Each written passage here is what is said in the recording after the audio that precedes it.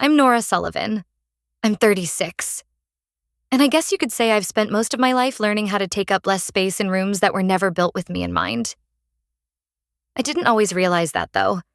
When you grow up around people who only speak the language of authority and achievement, you start to think silence is just another form of respect. Or worse, you start to believe you've earned their silence. I was 11 when my dad died. He was the soft-spoken type, always fixing something in the garage, always smelled like cedar and motor oil. He was the first person who taught me how gears worked. The day after his funeral, my mom made me wear a navy dress and shake hands with people I didn't know. She didn't cry. She just kept saying, "We need to stay strong, Nora." And I did. At least I tried to. 6 months later, she married Earl. Earl Whitman was the opposite of my dad. Loud, commanding, charismatic in the way that made people hand him things without asking why. He had a son, Landon, 3 years older than me, already full of chest-puffed confidence and star athlete energy. From the beginning, it was clear. They were the doers, the leaders, the ones who mattered. And I was just there. The tag-along girl with too many questions and not enough cheerleading skills.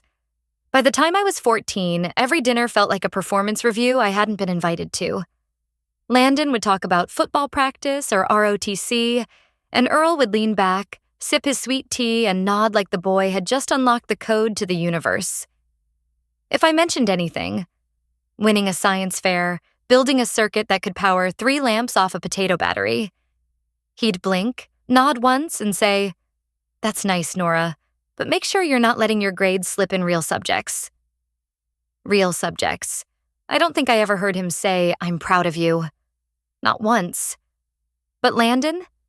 He could crash his dad's car into a fire hydrant, and Earl would somehow spin it into a story about taking risks. I kept quiet for a long time. I did what good daughters do. Got straight A's, avoided trouble, learned to make myself useful but never too visible. By the time I left for college, on a full ride for electrical engineering, I was so used to being overlooked that I didn't even expect anyone to come to my send-off. They didn't. Still, I built a life. I moved to Portland. I worked my ass off. I made it all the way to division lead at a renewable energy firm. I even bought my own house. 2 bedrooms, hardwood floors, a little backyard with raised beds I built myself.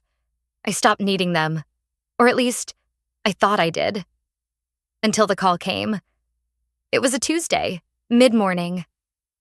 I had just finished a client presentation and saw the missed call from Mom. I let it go to voicemail, like I usually do, but something told me to listen. Her voice was careful. Too careful. "Hi, honey. Just wanted to let you know Earl is having a little retirement celebration next month. Nothing huge, just close family. He's transferring the family trust and title of the house to Landon officially. He wanted you to be there. Maybe say a few words?" Say a few words? I hadn't been home in 8 years. Not since the last Christmas, where Landon gave out monogrammed gifts and Earl joked about how some of us just didn't get the domestic gene. I'd flown back to Portland early that year and told myself I was done. But this wasn't just a party. This was a ceremony. An anointing. The house I grew up in. The one with my height marks still carved on the pantry door. Being handed off like a trophy to a man who once told me, at age 15, "You'd be prettier if you smiled more and stopped talking like a book." I almost deleted the voicemail. Almost. But then I remembered something. Something small and stupid. A carved wooden windmill. It had sat on the living room shelf for years. I'd made it with my real dad before he passed. Earl never liked it. Called it clutter. But Dad said it reminded him that even tiny things could make power. I wondered if it was still there. I booked a flight the next morning. I wasn't going to make a scene. I wasn't going to yell or cry or throw a drink like some drama movie. But I was going to show up. And I was going to bring a box. What's inside it? You'll see. When I landed in Tulsa, it was humid in that way that makes your skin feel like it's apologizing for existing. The airport hadn't changed. Still smelled like Auntie Anne's and old carpet. I picked up my rental, some forgettable gray sedan, and drove straight to the hotel. I didn't go home. Not yet. I wasn't ready. I hadn't seen the house in almost a decade, but I could still trace every corner in my mind. The chipped step on the porch, the creak in the hallway near the linen closet, the swing Dad built that Earl took down a month after the wedding. The next morning, I drove past it. Slowly. The hedges were perfectly trimmed. A new black mailbox. But everything else? It was the same. Same white shutters, same flower beds, same welcome friends mat Mom refused to throw out even when it was falling apart. But it wasn't our home anymore. It was his. I parked 2 blocks away and walked back, hoping no one would see me. I didn't even knock. I just stood on the sidewalk like some ghost trying to haunt her old life. And then I saw it. Through the front window, on the mantel above the fireplace, was a giant framed photo of Landon in uniform, shaking hands with some local official. Beside it, a plaque that read, "Future built here." There were no photos of me. No trace of my childhood. Not the science fair ribbons. Not the certificate from my college scholarship. Not the damn windmill. Like I'd been erased. I started to turn away, but the front door opened.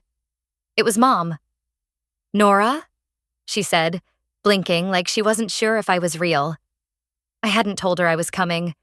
Didn't trust her not to talk me out of it. She looked older than I remembered. Smaller somehow. Her voice was soft. "You came." "Yeah," I said. "I just wanted to see it before the ceremony." She hesitated, then stepped aside. "Come in for a minute." I walked in.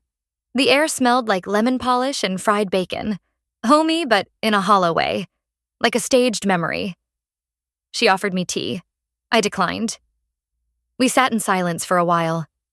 Then she said, almost like she was confessing, "He's been planning this for months. Landon's going to take over the estate, the accounts. It's all being transitioned." "All of it?" I asked. She nodded. "Even Dad's side?" Her hands curled around her cup. "I know it doesn't seem fair." "It isn't fair," I cut in, sharper than I meant. "I'm his daughter, too." He raised Landon. "You left," she said. It hit me like a slap. Not loud. Just clean. I left? I left because there was no air in this house. Because every dinner was a reminder I didn't fit. Because silence was safer than speaking. "I had to," I whispered. "And you know why?" She didn't respond, just stared into her tea like it might explain things better than she could. Before I left, I asked about the windmill. She looked confused. "What windmill?" "The wooden one, from Dad and me. It used to sit on the shelf." "Oh, that?" Earl said it didn't match the decor. I think he put it in the attic. Or maybe it got donated. I'm not sure. Of course. That was the moment I knew exactly what I was going to say at the party. And it wasn't going to be polite. The night of the event, I wore black. Not for mourning, but because it felt honest. The ballroom at the country club was full of the usual suspects. Family friends, ex-colleagues, people who used the word legacy like it meant something sacred. Landon worked the room like a politician on campaign, shaking hands, giving hugs, winking at women he barely remembered from high school. I kept to myself, until the speeches started. Earl walked up to the mic, smug and slow, as if he were about to deliver the Sermon on the Mount. "I've had a good life," he began. "A strong wife, a dedicated son, and a daughter who, though she took her own path, is here tonight. And that means something." People clapped. Not for me, for him, for his magnanimity. Then came the kicker. "I'm proud to pass down everything I've built to the man who earned it. My son, Landon. He'll carry this name forward with strength and honor." The room exploded in applause. Mom clapped too, and I sat there, holding the box in my lap, hands trembling. Not with fear, but with something colder, something clean, a feeling I hadn't touched in years. I stood up, and for the first time in my entire life, they watched me. I don't remember standing up. It was like my body moved before I gave it permission. I walked toward the stage slowly, deliberately, clutching the wooden box in both hands. My heels clicked against the polished floor with this strange, echoing finality, like a gavel hitting wood. Landon was already up there, grinning with that polished, pre-approved smile he'd mastered since college. He looked down at me with a flicker of confusion, the kind people get when something unscripted starts to happen. Earl didn't look confused, though. He looked irritated. I stopped just short of the mic, faced the crowd, and took a breath. "My name is Nora Sullivan," I said, voice steady. "Some of you know me. Some of you probably forgot I existed." A few nervous chuckles. Most people stared. Landon took a step back, like he wasn't sure if this was going to get messy. I held up the box. "When I was 9, I built a windmill with my dad. Not Earl, my real father. It wasn't perfect.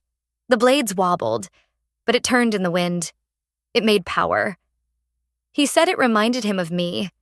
Small, stubborn, always moving." I paused. It sat on our shelf until the day this man moved in and said it was clutter. Earl crossed his arms, still silent, still posturing. I turned to him and held out the box. "Tonight, while you're handing out trophies for legacies and bloodlines, I thought I'd return this to its rightful place." I opened it. Inside wasn't the windmill. That had disappeared long ago. Inside was a photograph, an old, faded Polaroid. Me, age 9, in overalls with grease on my face, standing next to my father, both of us holding the windmill between us like it was the most important thing in the world. His arm around my shoulder, his head tilted toward mine. And the smile. That real kind of smile that doesn't ask for applause. Gasps trickled through the crowd. A few people leaned in, curious. I held it for the audience to see, then turned and set the box gently on the podium. Earl didn't move. His jaw flexed, but he said nothing. And that's when I dropped the last line. "For the record," I said, eyes locked on his, "I didn't come back to be part of your celebration. I came back to end the performance." I turned and walked off stage. No bow, no mic drop, just silence. And in that silence, something incredible happened. No one clapped. Not because they didn't want to, but because they didn't know how. I reached the exit, heart pounding, vision narrowed, pulse like thunder in my ears. I didn't stop. I didn't turn around. I didn't even cry. I got in my car and drove until I hit the outskirts of town, parked in an empty grocery store lot, and just sat there with the engine off. That's when my phone lit up. A text from Landon. What the hell was that? Then another from Mom. You blindsided him. Then another, unknown number. No message. Just a photo. I tapped it open. It was the windmill. In the trash. Thrown out years ago. With a note under it in sharp handwriting I knew too well. No place for broken things. It wasn't dated. It wasn't signed. But it was his. I stared at it for a long time. Not angry. Not even hurt. Just stunned. Not because he'd discarded it, but because he'd kept the note. He remembered what he did. He just never thought I'd find it. I didn't go back to the hotel that night. I drove aimlessly for a while, past the darkened storefronts, the shuttered gas stations, the quiet, cracked sidewalks of a town that never really made space for me. I ended up parked behind the high school I graduated from 20 years ago, the place where I'd spent 4 years building robots after school while Landon played varsity football and got his name painted on the gym wall. It was funny, in a twisted way. He got a plaque. I got forgotten. I stared out the windshield, the dashboard clock blinking 12:17 a.m., and for the first time in years, I didn't feel sad. I felt clear. Something had broken loose inside me. Some knot I didn't realize I'd been choking on, and what replaced it wasn't peace. Not yet. But it was strength. Cold, deliberate strength. The kind that doesn't scream. The kind that waits. By morning, I was ready. I didn't respond to Landon's text. I didn't answer Mom's calls either. Instead, I emailed the organizers of the Tulsa Women in Tech Summit. The local chapter had asked me months ago if I'd consider being a speaker. I had turned it down, said I was too busy. But now I had something worth saying. I told them I'd do it. That afternoon, I flew back to Portland. I didn't tell anyone I was leaving. I just left. Like a ghost that had finished haunting the place that tried to bury her. Back at work, everything clicked into place. I walked into the lab Monday morning and people were talking. Not about me, but to me. Asking about the design changes I'd made, the launch schedule, the new algorithms I'd written for battery efficiency. No one asked about my family. And I realized that's what healing looks like sometimes. Not fireworks, not forgiveness. Just no longer needing to explain yourself. But Earl wasn't done. 3 days later, a FedEx envelope arrived at my office. Handwritten, no return address. Inside was a single page. A copy of a notarized amendment to his will. Effective immediately, the entire family estate, house, accounts, heirlooms, would be passed directly to Landon. No mention of me, not even a token. No room for broken things, I guess. I laughed. A dry, bitter thing that stuck in my throat. But what he didn't know, what none of them knew, was that I had something else now. Something bigger than a house or an inheritance. I had an audience. The Women in Tech Summit was held 2 weeks later. Big turnout. Over 400 attendees. Young engineers, students, women starting over after layoffs, some with babies in slings, some with rings on their fingers, all of them ready to listen. I stood on that stage and told the truth. About being the girl who was never enough. About building a windmill while the world applauded touchdowns. About chasing approval from people who only knew how to love conditionally. And then I said the line I hadn't even written in my speech notes. One that came from somewhere raw and sudden. Some people inherit legacies. Others have to build them from scrap. I'm here for the builders.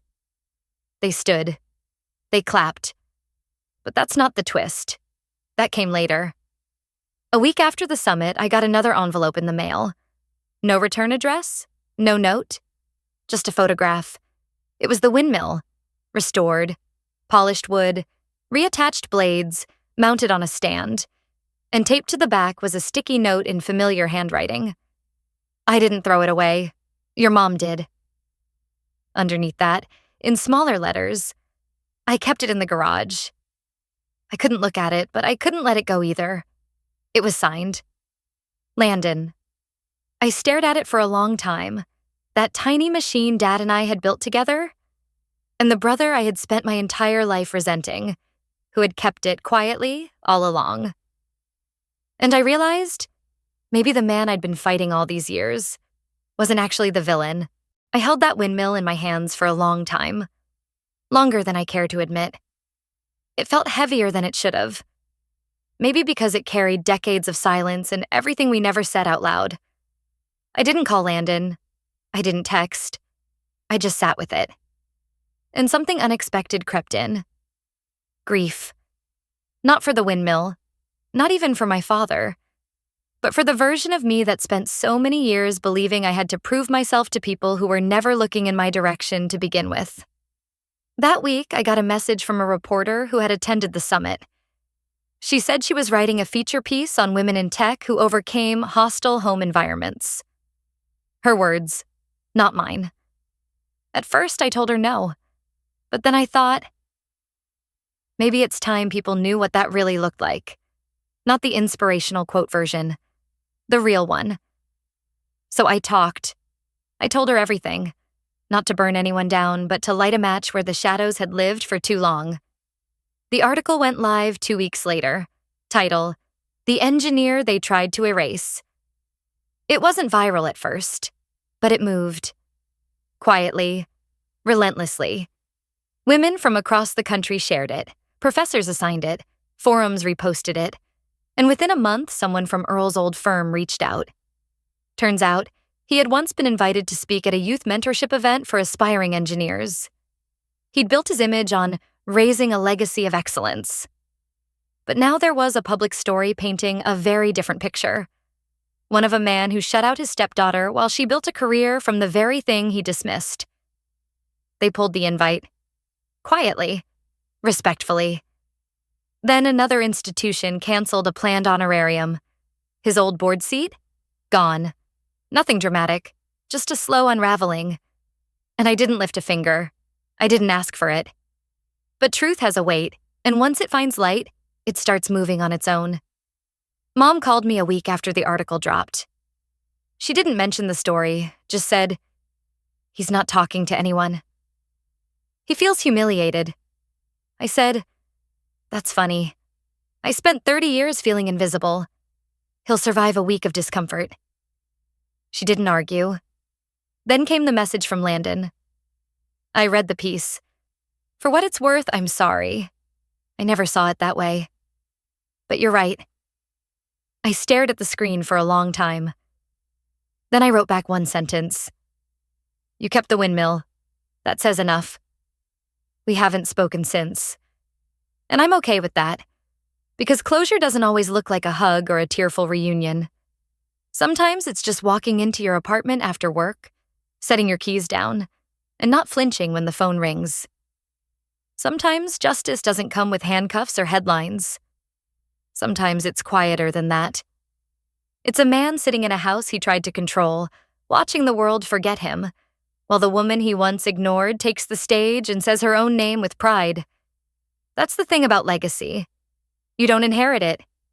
You build it. You don't owe your silence to keep someone else comfortable. The moment you stop shrinking to fit their version of you, that's the moment you start living. If this story felt like yours in any way, I hope you'll tell me in the comments. I want to hear what you carried, what you let go of, and what you've started building for yourself. And if you're still finding your way out of someone else's shadow, you're not alone. Stick around. There's more to come.